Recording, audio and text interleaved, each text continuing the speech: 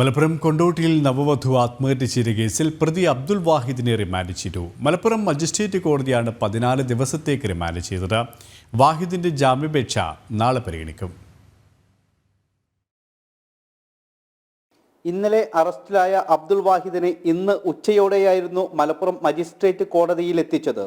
പിന്നീട് കോടതി 14 ദിവസത്തേക്ക് റിമാൻഡ് ചെയ്തു. റിമാൻഡിലായ പ്രതിയെ മഞ്ചേരി ജയിലിലേക്ക് കൊണ്ടുപോയി. അബ്ദുൽ വാഹിദ് നൽകിയ ജാമ്യാപേക്ഷ നാളെയാണ് കോടതി പരിഗണിക്കുക. ജാമ്യം കിട്ടാത്ത വകുപ്പുകളാണ് പോലീസ് ചുമത്തിയിരിക്കുന്നത്. നിറത്തിന്റെ പേരിൽ അവഹേളിച്ചതിനെ തുടർന്ന് ആത്മഹത്യ ചെയ്തുവെന്നായിരുന്നു പരാതി. ഇക്കഴിഞ്ഞ 14-ാം തീയതിയാണ് കൊണ്ടോട്ടി സ്വദേശിനി 19-കാരിയായ ഷഹാന മുംതസ് ആത്മഹത്യ ചെയ്തത്. സംഭവത്തിൽ ഭർത്താവ് മൊറയൂർ വടക്കേപൂന്തല അബ്ദുൽ വാഹിദിനെ ഇന്നലെയാണ് കണ്ണൂർ വിമാനത്താവളത്തിൽ വച്ച് പിടികൂടിയത്. അബുദാബിയിലായിരുന്നു വാഹിദ്. കേസിൽ ആത്മഹത്യാ പ്രേരണ, ഭാര്യയെ മാനസികമായി പീഡിപ്പിക്കൽ എന്നീ കുറ്റങ്ങളാണ് ചുമത്തിയത്. കൊണ്ടോട്ടി ഗവൺമെന്റ് കോളേജിലെ ബിരുദ വിദ്യാർത്ഥിയായിരുന്നു ഷഹാന. വിദേശത്തായിരുന്ന അബ്ദുൽ വാഹിദിനെതിരെ പോലീസ് ലുക്കൌട്ട് നോട്ടീസ് പുറപ്പെടുവിച്ചിരുന്നു.